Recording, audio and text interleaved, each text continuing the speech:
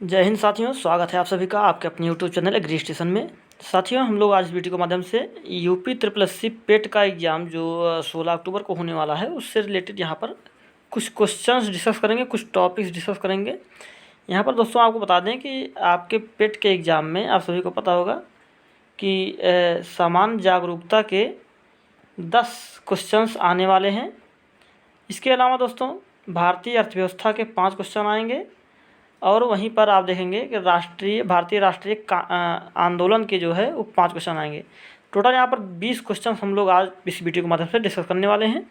ज़्यादा टाइम नहीं लेंगे, ज़्यादा से ज़्यादा आपका 30 से 35 मिनट में ये 20 क्वेश्चन कवर होने वाले हैं। 20 क्वेश्चन में से आपके 15 से 18 क्वेश्चन आराम से यहाँ इस वीडियो के माध्यम से फंसने वाले हैं। हम लोग मोस्ट इंपॉर्टेंट क्वेश्चन को ही यहाँ पर डिस्कस करेंगे। चलिए स्टार्ट करते हैं। देखिए पहला क्वेश्चन है यहाँ पर। देखिए सबसे पहला चैप्टर आपका पड़ता है यहाँ पर सामान्य जागरूकता में भारत के पड़ोसी देश। भारत के पड़ोसी देश की बात करें दोस्तों तो कितने पड़ोसी देश हैं? 9 देश हैं पड़ोसी भारत के। कौन कौन से हैं? पाकिस्तान, अफगानिस्तान, चीन, नेपाल, भूटान, म्यांमार, बांग्लादेश, श्रीलंका और मालदीव। ये 9 देश हैं जो भारत के पड़ोसी देश हैं। अच्छा, 9 देशों की बात करें तो ये ऑल ओवर 9 देश हैं, लेकिन अगर स्थलीय सीमा की बात करें जिनका सीमा स्थलों से लगता है तो वो ये 7 देश हैं। ये 7 देश हैं जो स्थलीय सीमा साझा करते हैं और ये 2 देश वो ऐसे हैं जो जलीय सीमा साझा करते हैं। टोटल मिला के 9 देश यहाँ पर हो जाते हैं भारत के पड़ोसी देश। आगे बात करें, पाकिस्तान एक देश पड़ोसी पाकिस्तान है जिसके सीमा की लंबाई कितनी है? 3323 किलोमीटर। कौन सा रेखा भारत और पाकिस्तान के बीच में है? तो रेड क्लिफ रेखा भारत और पाकिस्तान के बीच में लगता है। राज्य कौन कौन से जो सीमा साझा करते हैं पाकिस्तान के साथ? तो जम्मू कश्मीर, पंजाब, राजस्थान, गुजरात। देखिए अभी हम लोग मैप के माध्यम से आराम से इस डिटेल में इसको जान लेंगे, समझ लेंगे। पहले आप क्वेश्चन को पढ़ लीजिए, उसके बाद फिर हम लोग मैप के माध्यम से आराम से देखेंगे। चलिए अफगानिस्तान की बात करते हैं। तो अफगानिस्तान जो है इसकी सीमा 106 किलोमीटर लगती है भारत के साथ, जो कि सबसे कम सीमा साझा करता है भारत के साथ। क्वेश्चन आता है सबसे कम सीमा किस देश की लगती है भारत के साथ? तो बताएंगे आप अफगानिस्तान। कितना लगता है? 106 किलोमीटर लगता है। आगे बात करते हैं, अगला पॉइंट, भारत और अफगानिस्तान के बीच में कौन सी सीमा है? तो डूरंड रेखा है। कौन सी रेखा है? डूरंड रेखा भारत और अफगानिस्तान के बीच में है। राज्य कौन सा है? तो जम्मू कश्मीर यहाँ पर काट के आप इस टाइम लद्दाख कर सकते हैं क्योंकि ये लद्दाख का पार्ट हो गया है अब। तो राज्य कौन सा अफगानिस्तान के साथ जो सीमा साझा करता है? लद्दाख है। आगे बात करें, चाइना, चीन जो है वो भारत के साथ कितना सीमा साझा करता है? 3488 किलोमीटर सीमा साझा करता है। और भारत और चीन के बीच में कौन सी रेखा है? तो मैकमोहन रेखा है भारत और चीन के बीच में। पाकिस्तान के बीच में आपने देखा रेड क्लिफ रेखा है, और अफगानिस्तान के बीच में देखा तो डूरंड रेखा है, और चीन के बीच में मैकमोहन रेखा है। राज्य कौन कौन से सीमा साझा करते हैं चीन के साथ? जम्मू कश्मीर, लद्दाख, हिमाचल प्रदेश, उत्तराखंड, सिक्किम और अरुणाचल प्रदेश। तो ये 6 राज्य हैं जो चीन के साथ सीमा साझा करते हैं। फिलहाल ये बहुत ज़्यादा इम्पोर्टेंट नहीं है, आपके लिए इम्पोर्टेंट है चीन और भारत के बीच में कौन सीमा है? मैकमोहन रेखा है। अगला है नेपाल। नेपाल कितना सीमा साझा करता है भारत के साथ? 1850 किलोमीटर। राज्य कौन कौन से हैं? उत्तराखंड, उत्तर प्रदेश, बिहार, पश्चिम बंगाल और सिक्किम। आगे भूटान आ गया। तो भूटान 699 किलोमीटर सीमा साझा करता है। राज्य कौन कौन से हैं? सिक्किम, वेस्ट बंगाल, असम, अरुणाचल प्रदेश। आगे बात करें म्यांमार की। म्यांमार 1643 किलोमीटर सीमा साझा करता है। राज्य मिजोरम, मणिपुर और नागालैंड है। वहीं पर बात करें बांग्लादेश की। देखिए बांग्लादेश और अफगानिस्तान आपके लिए मोस्ट इंपॉर्टेंट बन जाते हैं, क्योंकि बांग्लादेश की सीमा जो है वो सबसे हाईएस्ट लगती है भारत के साथ। पूछता है किस देश की सीमा सबसे ज़्यादा लगती है भारत के साथ? तो आप बताएंगे बांग्लादेश। कितना लगता है? 4096 किलोमीटर। 4096 किलोमीटर बांग्लादेश की सीमा भारत के साथ साझा होती है, सबसे ज़्यादा सीमा साझा होती है। वहीं पर बात करें अफगानिस्तान की, 106 किलोमीटर अफगानिस्तान की सीमा भारत के साथ लगती है। 106 किलोमीटर सबसे कम लगती है। बात करें बांग्लादेश के साथ कौन कौन से राज्य सीमा साझा करते हैं? पश्चिम बंगाल हो गया, असम हो गया, मेघालय, त्रिपुरा, मिजोरम, इन सभी का सीमा जो है बांग्लादेश के साथ लगता है। वहीं पर बात करें बांग्लादेश की, तो बांग्लादेश जो है वो त्रिपुरा को तीनों तरफ से घेरा हुआ है। यानी कि त्रिपुरा तीनों तरफ से किससे घिरा हुआ है? बांग्लादेश से घिरा हुआ है। अब बात करें श्रीलंका और मालदीव की। श्रीलंका और मालदीव जो हैं ये दोनों भारत के साथ स्थलीय सीमा नहीं लगती इनकी, लेकिन जलीय सीमा ज़रूर लगती है। जलीय सीमा किसकी लगती है? श्रीलंका और मालदीव की लगती है। अभी हम लोग इसको मैप के माध्यम से डिटेल में समझेंगे। तो यहाँ पर दोस्तों आप देख सकते हैं कि सभी देश यहाँ पर आपको दिखाई दे रहे होंगे। यहाँ पर आप देख सकते हैं सबसे ऊपर क्या है? अफ़गानिस्तान है। अफ़गानिस्तान है सबसे ऊपर। अफ़गानिस्तान को आप देख सकते हैं यहाँ पर।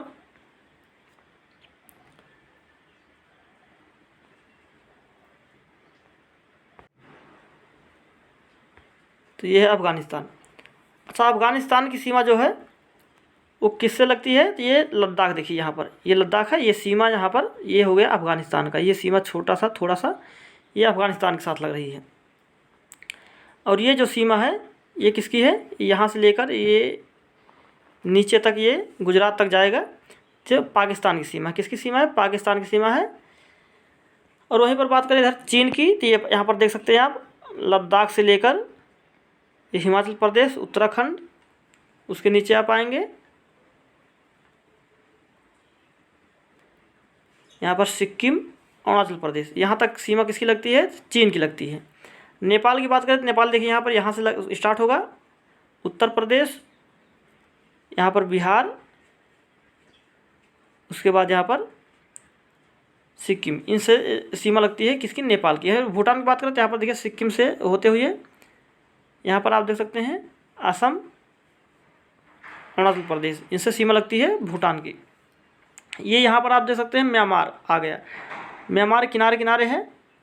तो अरुणाचल प्रदेश, नागालैंड, मणिपुर, मिजोरम, ये सीमा लगती है म्यांमार की। वहीं पर बात करें बांग्लादेश की, तो बांग्लादेश आप देख सकते हैं यहाँ पर सबसे हाईएस्ट सीमा लगती है पश्चिम बंगाल के साथ। उसके बाद यहाँ पर आएंगे आप तो असम, मेघालय, त्रिपुरा, मिजोरम, ये सीमा है किसकी? बांग्लादेश की, जो कि सबसे हाईएस्ट है।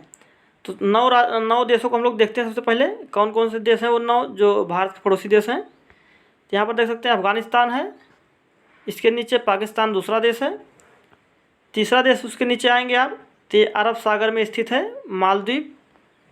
यहाँ पर उसके नीचे आएंगे, बगल में आएंगे तो यहाँ पर श्रीलंका है। यहाँ पर आप देख सकते हैं बांग्लादेश है, पांचवा देश। छठा देश है म्यांमार, ये किनारे किनारे। और सातवां देश है आपका भूटान, आठवां देश है नेपाल और 9वां देश ये इधर से किनारे पूरा चीन। ये टोटल 9 देश हैं जो भारत के साथ सीमा साझा करते हैं। उम्मीद करता हूँ समझ गए होंगे आप। और इन सभी राज्यों को भी आप समझ लेंगे कि कौन कौन से राज्य जो है, अगर आपका मैप हो और मैप ना हो तो आप डाउनलोड कर सकते हैं गूगल से, कौन से देश जो है किन किन राज्यों से अपनी सीमा साझा करते हैं। यहाँ पर जैसे आप देख सकते हैं अफ़गानिस्तान के साथ ओनली जो है अफ़गानिस्तान की सीमा ये इतनी सी है, इतनी सी आप देख सक रहे होंगे। यहाँ पर ये सीमा जो है अफ़गानिस्तान की है, अफ़गानिस्तान हो गया ये।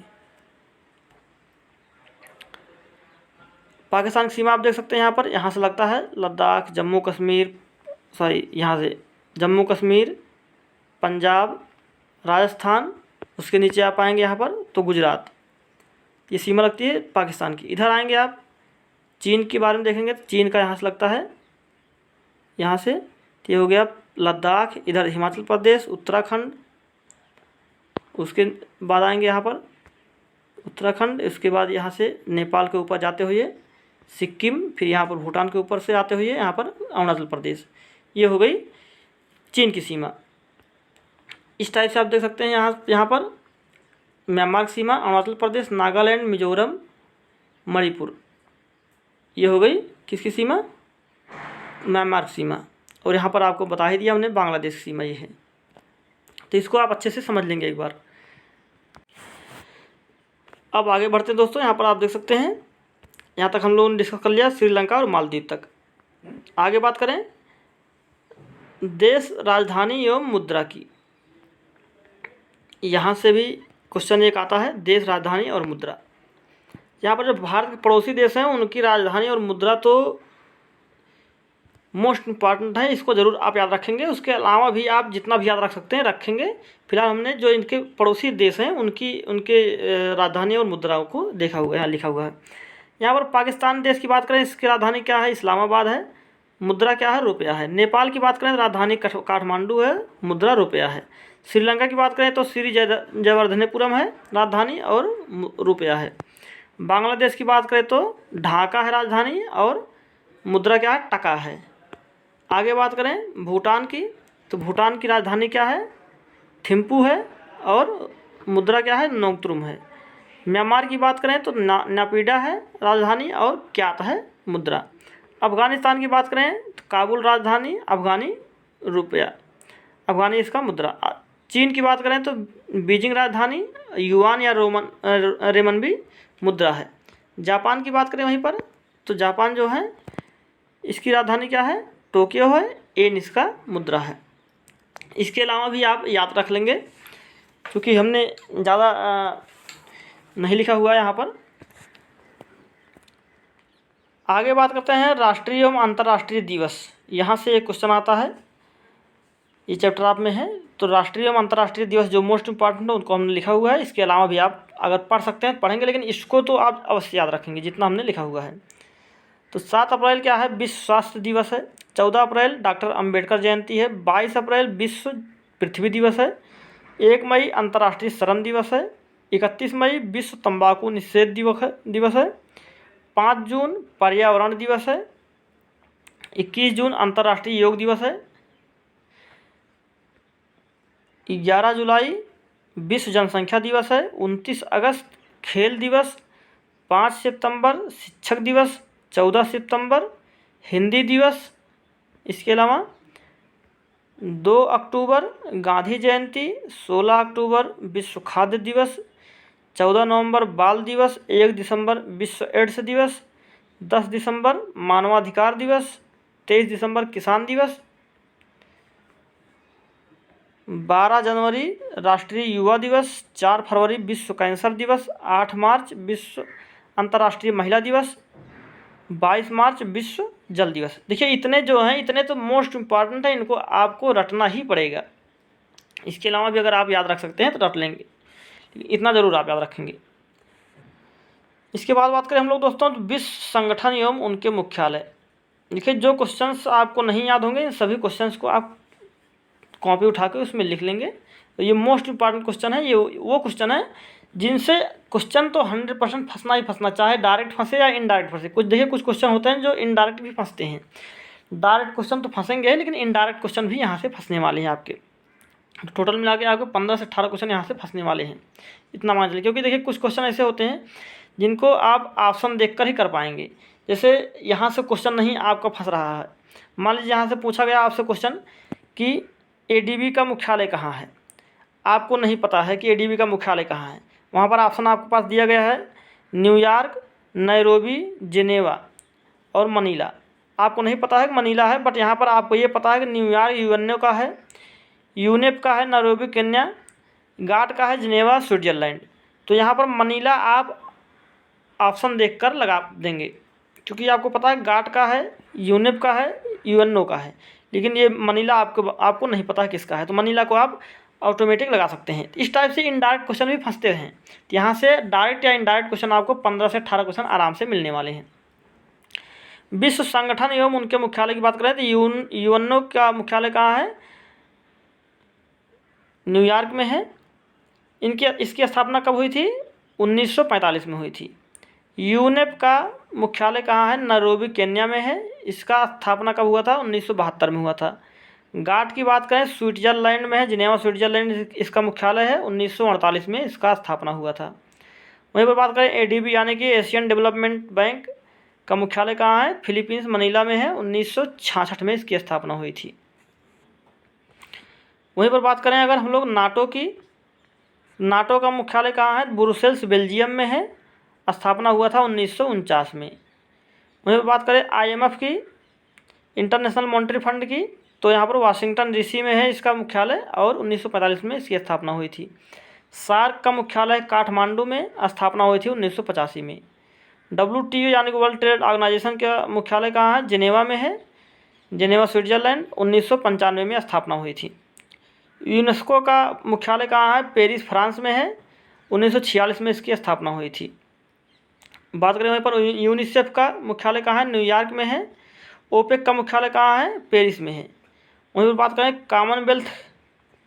कॉमनवेल्थ का मुख्यालय कहाँ है? लंदन में है। इसरो का मुख्यालय कहाँ है? पेरिस में है। वहीं पर वर्ल्ड बैंक का मुख्यालय कहाँ है? तो वाशिंगटन डीसी में है। वर्ल्ड बैंक की स्थापना कब हुई थी? 1945 में हुई थी। ये जो संगठन है इनको आप अवश्य याद रखेंगे, यहाँ से एक क्वेश्चन आपके आने हैं, इतना आप समझ के रखिएगा। अब बात करें पर्यटन स्थल, तो इनको आप देखिए सभी पर्यटन स्थल को याद रख लेंगे अगर याद कर पाएंगे, नहीं तो जो भी आपको याद होंगे इसमें से याद कर लेंगे। राजघाट, हुमायूं का मकबरा, शांतिवन, लोधी गार्डन, ये कहाँ है? नई दिल्ली में स्थित है। अजंता की गुफा, एलोरा की गुफा, एलिफेंटा गुफा, यानी सभी गुफाएं कहाँ हैं? महाराष्ट्र में हैं। इतना आपको याद हो जाएगा। सभी गुफाएं कहाँ हैं? महाराष्ट्र में, यानी कि अजंता गुफा, एलोरा गुफा और एलिफेंटा गुफा कहाँ है? महाराष्ट्र में है। Hanging garden, Malabar hills, tower of silence कहाँ है? महाराष्ट्र में है। अकबर का मकबरा कहाँ है? आगरा में है। शालीमार बाग, शाही चश्मा कहाँ है? जम्मू कश्मीर में है। बॉटेनिकल गार्डन, भारतीय संग्रहालय, ये कहाँ है? कोलकाता में है। तो इसको भी आप याद रख लेंगे। इसके आगे बात करें हम लोग तो जगन्नाथ मंदिर, चिल्का झील, ब्लैक पैगोडा कहाँ है? उड़ीसा में है। दिलवाड़ा मंदिर, आमेर किला कहाँ है? राजस्थान में है। पंचमहल कहाँ है? उत्तर प्रदेश यानी फतेहपुर सीकरी में है। संगमरमर चट्टान कहाँ है? मध्य प्रदेश में।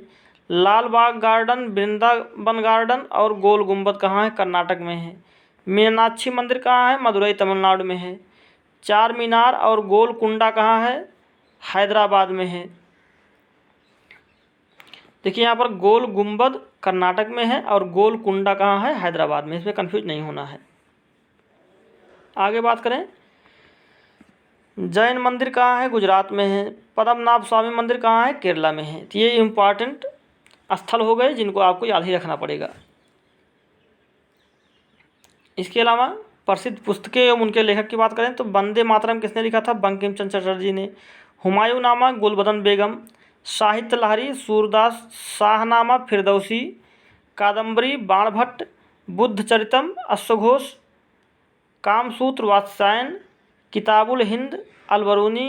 Young India, Mahatma Gandhi. मुद्रा राक्षस, विशाखदत्त ने लिखा था। अष्टाध्यायी किसने लिखा था? पाणिनि ने लिखा था। राजतरंगिणी किसने लिखा था? कल्हड़ ने लिखा था। नीचे बात करें, अभिज्ञान शाकुंतलम किसने लिखा था? कालिदास ने लिखा था। इंडियन फिलॉसफी किसने लिखा था? राधा कृष्णन ने लिखा था। कामायनी, आंसू और लहर, ये उपन्यास है, किसने लिखा था? तो जयशंकर ने लिखा था। लाइफ डिवाइन किसने लिखा था? अरविंद घोष ने लिखा था। अनामिका किसने लिखा था? सूर्यकांत त्रिपाठी ने लिखा था। इंडिया डिवाइडेड किसने लिखा था? राजेंद्र प्रसाद ने लिखा था। भारत भारती किसने लिखा था? मैथिली शरण गुप्त ने लिखा था। बुद्ध चरितम, अच्छा, कामसूत्र वात्स्यायन ने लिखा था। प्रेम वाटिका रसखान ने लिखा था। पंचतंत्र जो है विष्णु शर्मा ने लिखा था। पद्मावत जो है वो मलिक मोहम्मद जायसी ने लिखा था। वहीं पर आयन अकबरी की बात करें तो अबुल फजल ने लिखा था। और अकबरनामा अबुल फजल ने, तो बीजक जो है वो कबीरदास ने लिखा था। चांडालिका जो है रविन्द्रनाथ टैगोर ने लिखा था। इसके नीचे आप आएंगे गीतांजलि, रविन्द्रनाथ टैगोर जिनको जो है बहुत मोस्ट इम्पॉर्टेंट है। 1912 में इस गीतांजलि लिखने पर इनको 1912 में नोबल पुरस्कार दिया गया था। उसके नीचे हम लोग बात करें तो मेघदूत किसने लिखा था? कालिदास ने लिखा था। चंद्रकांता, देवकीनंदन खत्री ने। हितोपदेश, नारायण पंडित ने लिखा था। India wins freedom, Maulana Abul Kalam ने लिखा था। Untold story, BM Kaul, Chidambara, Sumitranand Pant. Kurukshetra, Ramdhari Singh Dinkar. Urvashi, Ramdhari Singh Dinkar. कितनी नावों में कितनी बार, आज्ञेय। सत्यार्थ प्रकाश, दयानंद सरस्वती। हर्षचरित, बाणभट्ट। काव्य मीमांसा, राजशेखर। विनय पत्रिका, तुलसीदास। बाबरनामा, बाबर। इंडिका, मेगास्थनीज। चरित्रहीन, शरदचंद्र चट्टोपाध्याय। तो ये इतना आप लेखक और उनकी पुस्तकों के बारे में याद कर लेंगे। आगे बात करें पुरस्कार की, पुरस्कार यहाँ पर आप देख सकते हैं। पहले विजेता कौन से क्षेत्र, किस क्षेत्र में दिया जाता है और स्थापना कब हुई थी? परमवीर चक्र की बात करें, सोमनाथ शर्मा पहले विजेता थे, सेना के क्षेत्र में दिया जाता है और 1950 में 26 जनवरी 1950 को इसकी स्थापना हुई थी। वहीं पर पद्मश्री की बात करें, 17 व्यक्तियों को दिया गया था सबसे पहले 1954 में, इसकी स्थापना हुई थी 2 जनवरी 1954 को। अर्जुन पुरस्कार की बात करें तो खेल के क्षेत्र में दिया जाता है, इसकी स्थापना हुई थी 1961 में। ज्ञानपीठ पुरस्कार की बात करें तो जी शंकर कुरूप पहले विजेता थे, मलयालम भाषा में इन्होंने साहित्य लिखा था, साहित्य के क्षेत्र में दिया जाता है, 1965 में इसकी स्थापना हुई थी।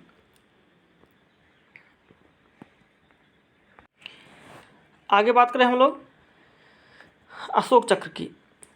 अच्छा, साहित्य अकादमी की बात करें, साहित्य अकादमी 24 भाषाओं में दिया जाता है, साहित्य के क्षेत्र में दिया जाता है। अशोक चक्र की बात करें तो अशोक चक्र जो है 3 व्यक्तियों को सबसे पहले मिला था, बहादुर थापा, बचतार और सुहास। और प्रथम महिला कौन थी? नीरजा भनोट थी, जिनको 1987 में दिया गया था। अच्छा, अशोक चक्र जो है वो जल, थल और वायु तीनों सेनाओं में दिया जाता है, इसकी स्थापना 4 जनवरी 1952 को हुई थी। राजीव गांधी खेल रत्न पुरस्कार, जिसका नाम बदल के अब प्रेजेंट टाइम में मेजर ध्यानचंद खेल रत्न पुरस्कार रख दिया गया है, जो खेल के क्षेत्र में सबसे बड़ा पुरस्कार है, इसकी स्थापना हुई थी 1991 में। भारत रत्न की बात करें तो भारत रत्न जो है पहले विजेता कौन थे? राजगोपालाचारी, राधा कृष्णन और सीवी रमन, ये मोस्ट इम्पॉर्टेंट है तीनों। भारत रत्न के बारे में 1954 में तीनों लोगों को एक साथ में मिला था भारत रत्न, राजगोपालाचारी, राधा कृष्णन और सीवी रमन।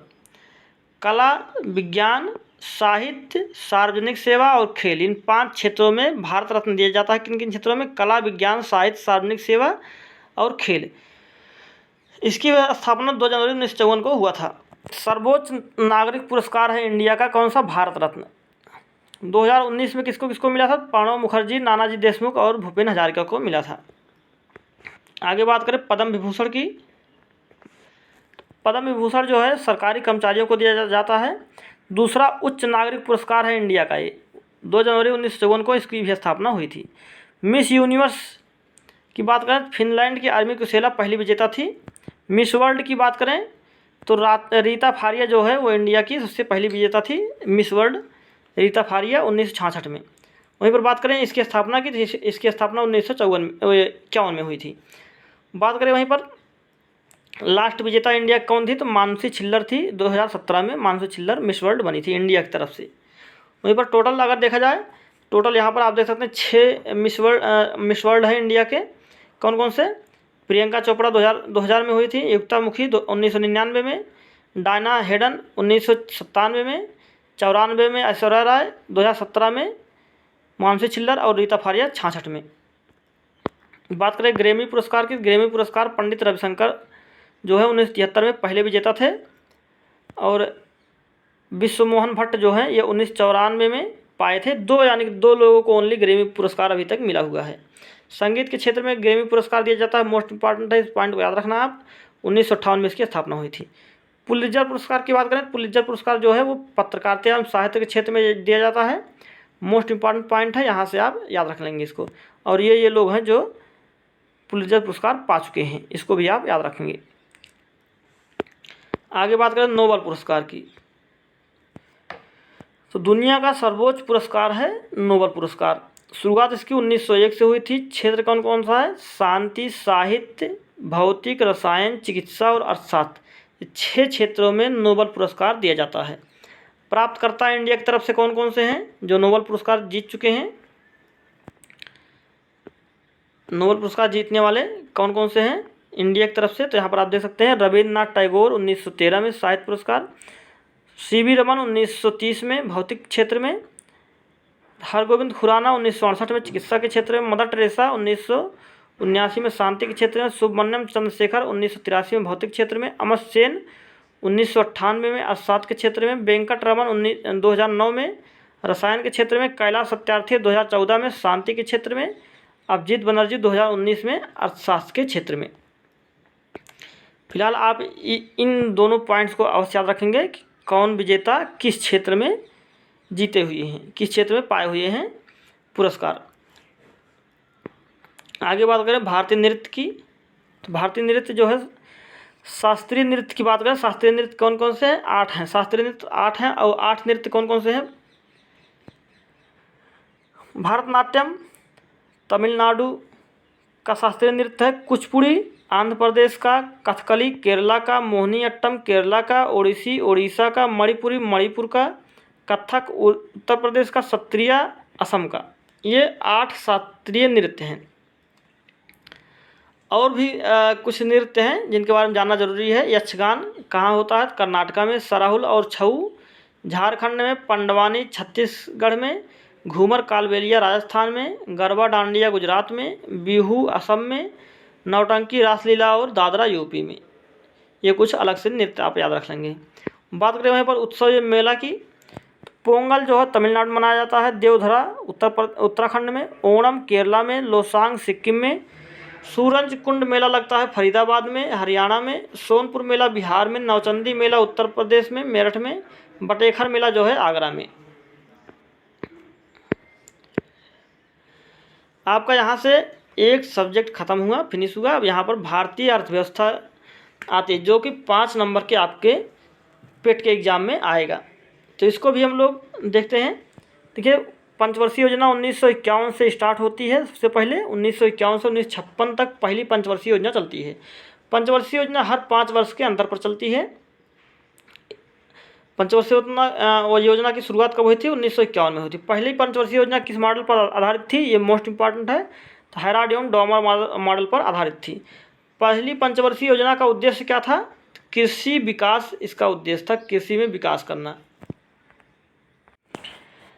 आगे बात करें दोस्तों, देखिए पहला जो पंचवर्षीय योजना था वो हैराड एवं डॉमर मॉडल पर आधारित था। दूसरा पंचवर्षीय योजना की बात करें तो 1956 से 1961 तक चला था, जो कि पीसी महालनोबिस मॉडल पर आधारित था। ये जो दोनों मॉडल आप अवश्य याद रखेंगे।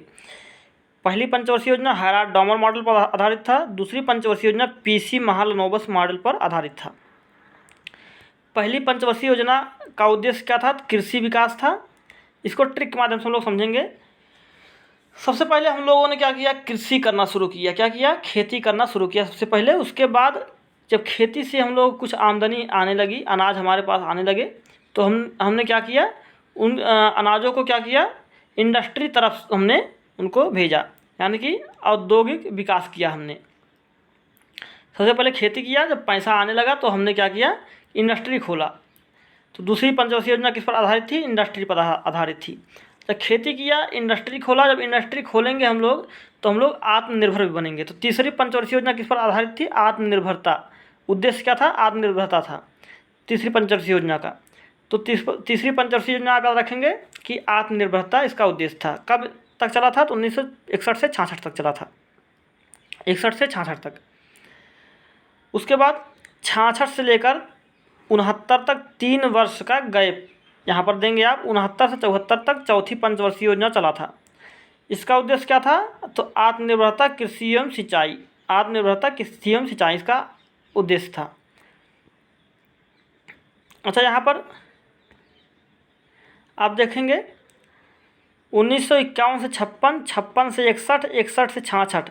इसके बाद 3 साल गैप देंगे आप। तो 69 से 74, 74 से 78। यहाँ पर 4 साल का पंचवर्षीय योजना यहाँ पर लागू होता है, 5 साल का नहीं होता है। फिर उसके बाद 2 साल का गैप आएगा, 80 से 85, 85 से 90। फिर 2 साल का गैप आएगा, 92 से 97, 97 से 2002, 2002 से 2007, 2007 से 2012, 2012 से 2017।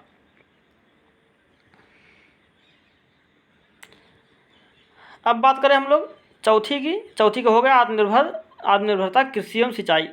पाँचवीं की बात करते हैं तो गरीबी उन्मूलन था। यानी कि जब आत्मनिर्भर आप हो जाएंगे, यहाँ तीसरी और चौथी में आत्मनिर्भर हो जाएंगे तो क्या होगा? गरीबी उन्मूलन भी होगा, यानी गरीबी आपकी दूर होगी। तो गरीबी दूर हो गई। 5वें और 6ठे में क्या हो गया? गरीबी। 5वें में गरीबी दूर हुआ और 6ठे में क्या हुआ? रोजगार में वृद्धि होगी। ये गरीबी दूर होगी, रोजगार में वृद्धि भी होगी। गरीबी दूर हुआ, रोजगार में वृद्धि हुआ 6ठे में। 7वें में क्या हुआ? जब रोजगार में वृद्धि हो गई, जब रोजगार मिलेंगे तो जाहिर सी बात है जो है शिक्षा भी बढ़ेगी। तो रोजगार शिक्षा था, जन स्वास्थ्य भी बढ़ा। 7वें में क्या हुआ? रोजगार बढ़ा, शिक्षा पर बल दिया गया और जन स्वास्थ्य पर बल दिया गया। जब ये सब हो गया उसके बाद फिर सारी व्यवस्थाएं यहाँ पर हो गई 7वें तक। तो 8वें में क्या किया गया? कि मानव संसाधनों को भी बढ़ाया गया। मानव संसाधनों को भी बढ़ाया गया 8वें में। 9वें में क्या किया गया? न्यायपूर्ण वितरण, यानी कि जो मानव संसाधन हम लोग वितरण किए, जैसे जल या आयल हो गया, ये सब जो संसाधन वितरित किए गए जनता को, उसमें क्या किया गया, न्यायपूर्ण वितरण किया गया। 8वें में न्यायपूर्ण वितरण हो जाएगा, न्यायपूर्ण वितरण एवं समानता। 10वें में क्या किया गया, गरीबी और बेरोजगारी फिर से इसका उन्मूलन उद्देश्य रखा गया। 11वां में क्या किया गया, जो विकास हो रहा था इंडिया का, उसको और तेज उद्देश्य उसका रखा गया, तीव्रतम एवं समावेशी विकास हो इंडिया का। इसके बाद 12वें में क्या किया गया कि तीव्र समावेशी एवं सतत विकास। तो तीव्र विकास हो, लेकिन सतत लगातार विकास हो इंडिया का। तो 12वीं का ये उद्देश्य रखा गया। यहाँ पर आप ईयर याद रखेंगे और उद्देश्य में पहले, दूसरे का, तीसरे का उद्देश्य आप अवश्य याद रखेंगे। 5वें का उद्देश्य आप याद रखेंगे। 8वें का उद्देश्य आप याद रखेंगे। पहला, दूसरा, तीसरा, 5वां और 8वां, इनका उद्देश्य आप याद रखेंगे। इनका उद्देश्य क्या था, मॉडल आप याद रखेंगे। पहला और दूसरा मॉडल क्या था, ये मोस्ट इंपॉर्टेंट है। कब स्टार्ट हुआ था ये, और गैप कब कब हुआ था, ये भी आप याद रखेंगे। यहाँ पर देख सकते हैं 66 से 69 के बीच में गैप हुआ है। उसके बाद 78 से 80 के बीच में गैप हुआ है। उसके बाद 90 से 92 के बीच में गैप हुआ है। 3 बार यहाँ पर गैप हुआ है। आगे बात करें योजना आयोग का, तो योजना आयोग का गठन जो है 1 मार्च 1950 को हुआ था। योजना आयोग क्या है, कैसा निकाय है, गैर संवैधानिक निकाय। इसका संविधान में कोई स्थान नहीं, संविधान में नहीं लिखा गया है। पहले अध्यक्ष कौन थे, पंडित जवाहरलाल नेहरू थे योजना आयोग के पहले अध्यक्ष। पहले उपाध्यक्ष कौन थे, गुलजारी लाल नंदा थे। एनडीसी की बात करें तो राष्ट्रीय विकास परिषद की बात करें तो इसकी स्थापना 6 अगस्त 1952 को हुआ था। उद्देश्य क्या था, राष्ट्रीय विकास परिषद का उद्देश्य क्या था, पंचवर्षीय योजनाओं को ठीक तरह से संचालित करना इसका उद्देश्य था। कार्य की बात करते हैं, पंचवर्षीय योजनाओं में क्या क्या कार्य हुए थे, जो मोस्ट पर जहाँ से क्वेश्चन उठे थे मेन। पहली पंचवर्षीय योजना में भाखड़ा नागल बांध, दामोदर नदी घाटी परियोजना और ब्यास परियोजना, ये काम हुए थे किसमें, पहली पंचवर्षीय योजना में। कौन कौन से, भाखड़ा नागल परियोजना, दामोदर नदी घाटी परियोजना और ब्यास परियोजना, ये पहली पंचवर्षीय योजना में इतने काम हुए थे। यानी कि कह सकते हैं कि परियोजनाओं का काम किसमें हुआ था, पहली पंचवर्षीय योजना में हुआ था। दूसरी पंचवर्षीय योजना में क्या हुआ था, दुर्गापुरा भिलाई राउरकेला लौह इस्पात कारखाना खुला था। दूसरे पंचवर्षीय योजना में क्या हुआ था, दुर्गापुरा लौह इस्पात कारखाना, भिलाई लौह इस्पात कारखाना और राउरकेला लौह इस्पात कारखाना दूसरे पंचवर्षीय योजना में खुला था। वहीं पर तीसरे पंचवर्षीय योजना की बात करें तो बोकारो आयरन एंड इंडस्ट्री जो है तीसरे पंचवर्षीय योजना में शुरू किया गया था, इसकी स्थापना हुई थी। देखिए सभी लौह इस्पात कारखानों की स्थापना जो है वो कब हुआ था, सेकंड पंचवर्षीय योजना में हुआ था, लेकिन बोकारो का स्थापना जो है थर्ड में हुआ था। तो ये इसलिए आपके लिए मोस्ट इंपॉर्टेंट बन जाता है, इसको आप याद रखेंगे। और किसके सहयोग से बोकारो का स्थापना हुआ था, तो बोकारो लौह इस्पात संयंत्र का स्थापना हुआ था रूस के सहयोग से। चौथे पंचवर्षीय योजना की बात करें, 14 बैंकों का राष्ट्रीयकरण हुआ था चौथे में, और इसरो की स्थापना हुई थी। कृषि वृद्धि सर्वाधिक हुई थी चौथे पंचवर्षीय योजना में, कृषि वृद्धि सर्वाधिक हुई थी। पाँचवें में गरीबी हटाओ का नारा दिया गया था। 5वें पंचवर्षीय योजना में क्या किया गया था, गरीबी हटाओ का नारा दिया गया था। 7वें की बात करें तो गरीबी की माप लकड़वाल समिति बनी थी, लकड़वाल समिति द्वारा गरीबी की माप दी गई थी। भोजन, काम और उत्पादन का नारा 7वें पंचवर्षीय योजना में दिया गया था। वहीं पर 8वें की बात करें तो प्रधानमंत्री रोजगार योजना स्टार्ट हुआ था। 10वें में बात करें तो 10वें में अगले 10 वर्षों में प्रति व्यक्ति आय दुगनी करना इसका उद्देश्य रखा गया था। 1 जनवरी 2015 को नीति आयोग की स्थापना हुई थी, जिसके उपाध्यक्ष क्या थे, कौन थे, राजीव कुमार थे, और CEO कौन थे, अमिताभ कांत थे।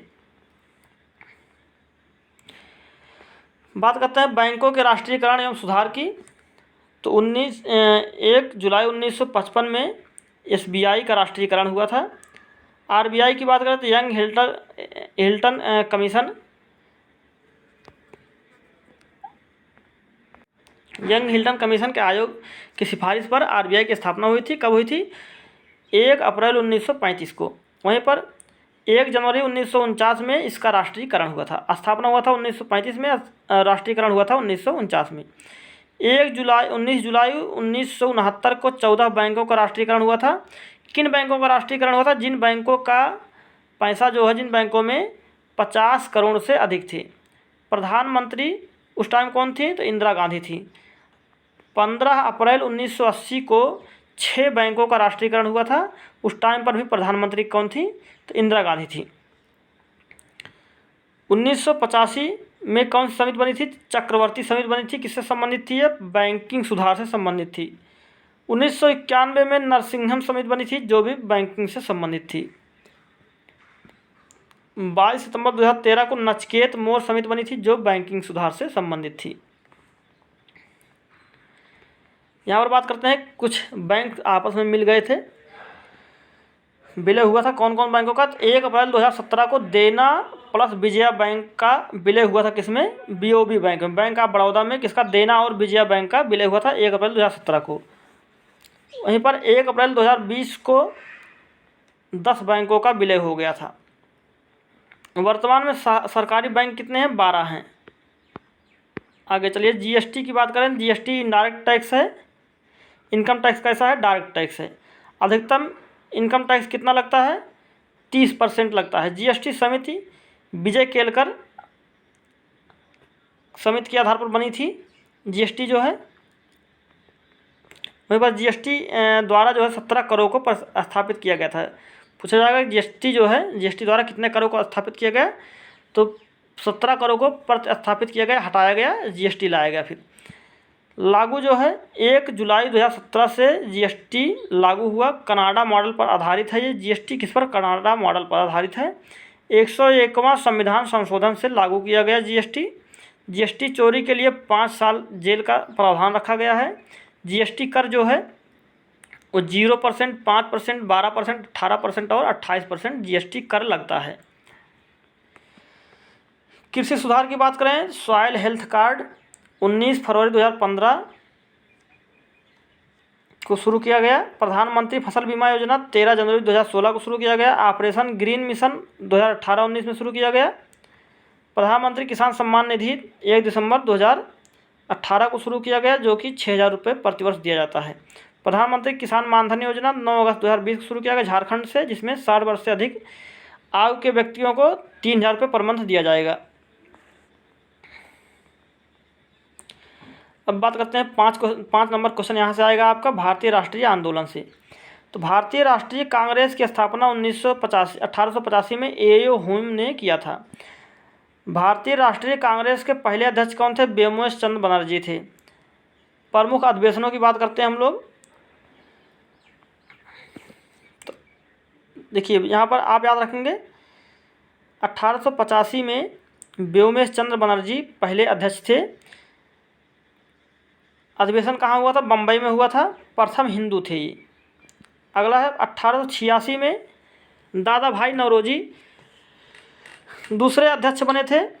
कलकत्ता अधिवेशन हुआ था कलकत्ता में, और पहले पारसी थे। 1887 में बदरुद्दीन तैयब जी बने थे। मद्रास में अधिवेशन हुआ था। प्रथम मुस्लिम थे। 1888 में जॉर्ज यूले बने थे। इलाहाबाद में अधिवेशन हुआ था। प्रथम अंग्रेज थे ये। गोपाल कृष्ण गोखले 1905 में जो अधिवेशन हुआ था, बनारस अधिवेशन, उसमें विदेशी वस्तुओं का बहिष्कार किया था। इसमें गोपाल कृष्ण गोखले जो अध्यक्ष थे बनारस अधिवेशन में 1905 में। 1907 अधिवेशन जो हुआ था वो कहाँ हुआ था? 1907 का अधिवेशन सूरत अधिवेशन हुआ था। इसके अध्यक्ष कौन थे? रास बिहारी बोस थे। नरम एवं गर्म दल का विभाजन हुआ था इसमें। ये मोस्ट इम्पॉर्टेंट अधिवेशन है, इनको जरूर आप याद रखना होगा। यहाँ से एक क्वेश्चन श्योर आएगा ही आएगा। 1916 की बात करें तो 1916 में अंबिकाचरण मजमूदार जो है वो लखनऊ अधिवेशन में अध्यक्षता किए थे। नरम एवं गर्म दल का मिलन हुआ था यहाँ पर 1907 में विभाजन हुआ था, 1910 में मिलन हुआ था। 1917 में कलकत्ता में अधिवेशन हुआ था, जिसकी अध्यक्षता की थी एनी बेसेंट जी, और ये प्रथम महिला अध्यक्ष थी। 1924 में महात्मा गांधी जी ने अध्यक्षता किया था। बेलगांव में अधिवेशन हुआ था 1924 में। गांधी जी केवल एक बार अध्यक्ष बने थे, इसको भी आप याद रख लेंगे। 1925 में सरोजनी नायडू जी कानपुर अधिवेशन की थी, कानपुर की अध्यक्षता की थी। और प्रथम भारतीय महिला अध्यक्ष थी ये प्रथम भारतीय महिला अध्यक्ष थी। और प्रथम महिला अध्यक्ष कौन थी? एनी बेसेंट थी। और प्रथम भारतीय महिला अध्यक्ष पूछा जाए तो सरोजनी नायडू हो जाएगा। आगे बात करें हम लोग तो 1929 में लाहौर में अधिवेशन हुआ था, जिसकी अध्यक्षता किए थे जवाहरलाल नेहरू जी। पहली बार स्वतंत्रता का प्रस्ताव रखा गया था। 1930 ऐसा वर्ष था जब कोई भी अधिवेशन नहीं हुआ था, जिस वर्ष, यानी कि एक वर्ष ऐसा था 1930 जिस वर्ष में कोई भी अधिवेशन नहीं हुआ था, अदरवाइज सभी वर्षों में अधिवेशन हुआ था। बीच में हमने छोड़ दिया जो इम्पॉर्टेंट है, हमने उसी को आपके सामने लाया हुआ दिखाया हुआ है, अदरवाइज काफ़ी अधिवेशन हो जाते हैं, आप याद नहीं कर पाते पूरा। आगे बात करें हम लोग 1931 में सरदार वल्लभ भाई पटेल ने अध्यक्षता किया था, कराची में अधिवेशन हुआ था। 1936 में जवाहरलाल नेहरू जी ने अध्यक्षता किया था, फैजपुर में अधिवेशन हुआ था। गांव में पहला अधिवेशन था, कौन सा? फैजपुर अधिवेशन, जवाहरलाल नेहरू जिसकी अध्यक्षता किए थे 1936 में हुआ था। 1938 मोस्ट इम्पॉर्टेंट ये भी, सुभाष चंद्र बोस जी ने अध्यक्षता किया था और हरिपुरा में हुआ था ये। 1946 में JB कृपलानी जी ने अध्यक्षता किया था, मेरठ में इसका अधिवेशन हुआ था। आज़ादी के समय और आज़ादी के बाद के पहले अध्यक्ष थे, कौन थे? JB कृपलानी, आज़ादी के समय और आज़ादी के बाद के पहले अध्यक्ष थे, तो इतना याद रख लेंगे। आगे बात करते हैं भारतीय राष्ट्रीय कांग्रेस के 3 चरण कौन कौन से हैं। प्रथम चरण चला था 1885 से 1905 तक। दूसरा चरण चला था 1905 से 1919 तक। तीसरा चरण चला था 1919 से 1947 तक। पहला चरण 1985 से 1905, दूसरा चरण 1905 से 1919, तीसरा चरण 1919 से 1947 यानी कि आज़ादी तक। बात करें 1896 में कलकत्ता अधिवेशन में पहली बार वंदे मातरम गाया गया। 1911 में जनगण मन पहली बार गाया गया। गीता रहस्य पुस्तक के लेखक कौन है? बाल गंगाधर तिलक, हम लोगों ने डिस्कस कर लिया पहले। स्वराज्य मेरा जन्म सिद्ध अधिकार है, किसने कहा? बाल गंगाधर तिलक जी ने कहा। बाल गंगाधर तिलक को भारतीय अशांति का जनक किसने कहा? वैलेंटाइन सिरोल ने कहा। उग्रवाद की त्रिमूर्ति किसे कहते हैं? लाल, बाल और पाल को कहते हैं। बंगाल विभाजन जो है कब हुआ? 16 अक्टूबर 1905 में हुआ, करजन के समय में हुआ था। 1905 में बनारस अधिवेशन में स्वदेशी आंदोलन एवं विदेशी वस्तुओं का बहिष्कार किया गया। 1905 में बनारस अधिवेशन में। आमार सोनार बांग्ला जो है ये किसने लिखा था? रविन्द्रनाथ टैगोर ने लिखा था। बांग्लादेश का राष्ट्रीय गान है ये। बंगाल विभाजन का समर्थन किसने किया था? मुस्लिम लीग ने किया था बंगाल विभाजन का समर्थन 1906 में। शांति निकेतन की बात करें तो रविन्द्रनाथ टैगोर जी शांति निकेतन के संस्थापक माने जाते हैं। संजीवनी पत्रिका की बात करें तो कृष्ण कुमार मित्रा जो हैं वो संजीवनी पत्रिका के संपादक हैं। अगला है क्षेत्र एवं नेतृत्व। पंजाब से किसने नेतृत्व किया था? लाला लाजपत राय एवं सरदार अजीत सिंह ने। मुंबई का नेतृत्व किसने किया था? बाल गंगाधर तिलक जी ने किया था। मद्रास का नेतृत्व किसने किया था? सुब्रमण्यम अय्यर जी ने किया था। दिल्ली का किसने किया था? तो मिर्ज़ा हैदर ने किया था दिल्ली का नेतृत्व। 1911 की बात करें तो 1911 में बंगाल विभाजन रद्द हुआ था और राजधानी कलकत्ता से दिल्ली को प्रतिस्थापित किया गया था। गदर पार्टी की बात करें, गदर पार्टी 1913 में इसकी स्थापना हुई थी। लाला हरदयाल जी ने इसकी स्थापना किया था। होम रूल लीग की बात करें तो 1916 में इसकी स्थापना हुई थी। बाल गंगाधर तिलक और एनी बेसेंट जी ने इसका स्थापना किया था। तो ये रहे आपके 20 क्वेश्चंस के सीरीज, और यहाँ से आपके उम्मीद करता हूँ कि 20 में से 15 से 18 क्वेश्चन डायरेक्ट या इनडायरेक्ट तरीके से कहीं ना कहीं से आपके फंसने वाले हैं। इसलिए वीडियो को अगर एक बार ना समझ में आए तो दोबारा देखिए, 3 बार देखिए। आधे घंटे का वीडियो है, इसको आराम से आप देखिए और यहाँ से 15 से 18 क्वेश्चन आपके फंसेंगे जरूर।